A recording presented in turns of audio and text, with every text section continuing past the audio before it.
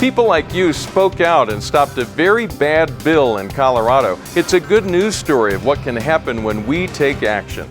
This is the CitizenLink Report. I'm Stuart Shepard along with John Paulton, who's our Manager of Policy. Hi, John. Hi, Stuart. First, tell us what this bill was aimed at doing and why it was so important to stop it. Right. This was a physician-assisted suicide bill, like we've seen happen in other states where they allow physicians to prescribe drugs to end the life of generally terminally ill patients. Of course, that's a dangerous trend, a problem that needs to be stopped and not facilitated around the country.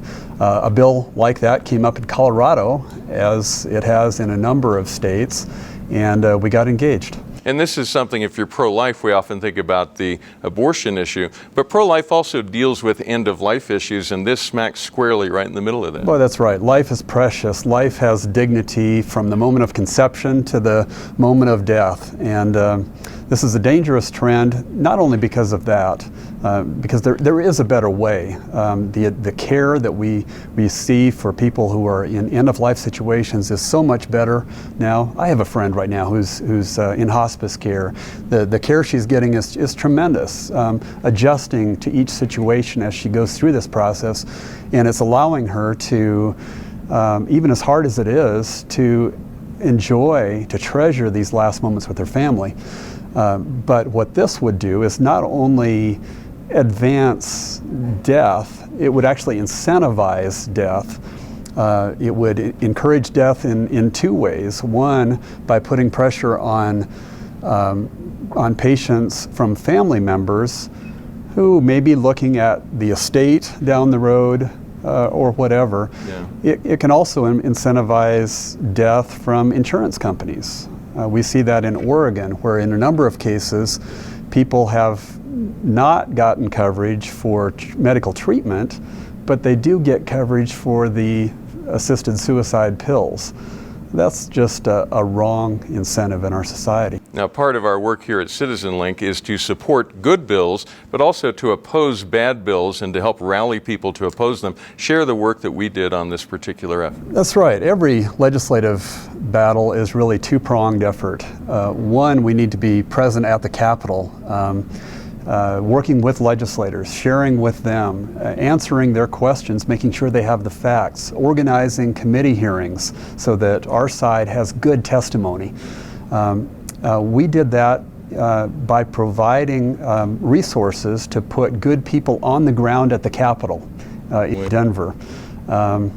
These were people who are veterans, who know the legislators, who have relationships, and can do all of that. And they did it very effectively, along with our Family Policy Council here in Colorado. And I hear there were also a lot of phone calls and emails that showed up at the Capitol. There sure were, and that's the other side of any lobbying battle is that legislators most often respond when they feel the heat. That old phrase, they see the light after they feel the heat.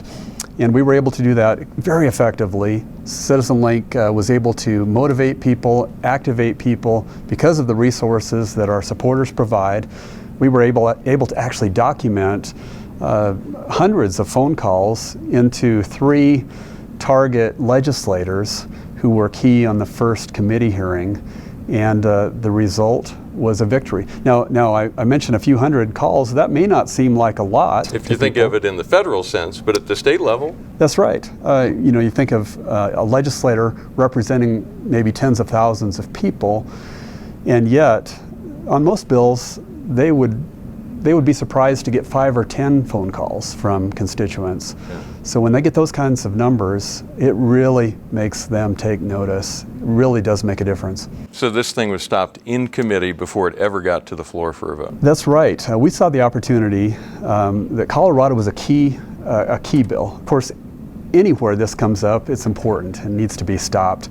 But there was also a key opportunity because Colorado was one of the first of a whole bunch of bills this year, And we saw a key opportunity to nip this bill in the bud by actually stopping it in the very first committee hearing. And that's what happened. It's also important to note that this is the kind of thing that can be done all over the country. And in fact, this year it will need to be done because there are a lot of these bills out there. There sure are. We expect there could be 24 or more of these types of bills in legislatures around the country. And this victory in Colorado is already making waves. People around the country have noticed that Colorado quickly killed this bill, and that's encouraging the troops around the country. They're also learning a lot by how we were able to get this done in Colorado. Very good. John, I know you had a lot of personal investment in this effort and spent a lot of time on it. Thank you for doing that, and thank you for getting people to know about what was happening and then to speak out about that to their lawmakers. Very good job. Well, thank you. My pleasure, and I want to thank the people who support CitizenLink, who made this happen. That may be some of our viewers right now. Your support allowed us to be active at the Capitol and to be active around the state, encouraging constituents to get involved. It really does make a difference, so thank you. Very good. John, thank you. Thank you. And thank you for watching. We do appreciate hearing from you. You may always write to us at mail@citizenlink.com. Remember to pray for state legislatures around the country that are about to consider bills just like this one. Pray that they will have wisdom and insight as they see that bill before them and debate it in the committees and whatnot. But also then make sure that you speak out if you see this bill happening in your state. Let your lawmakers know what you think about it. Remember to stand tall and be heard.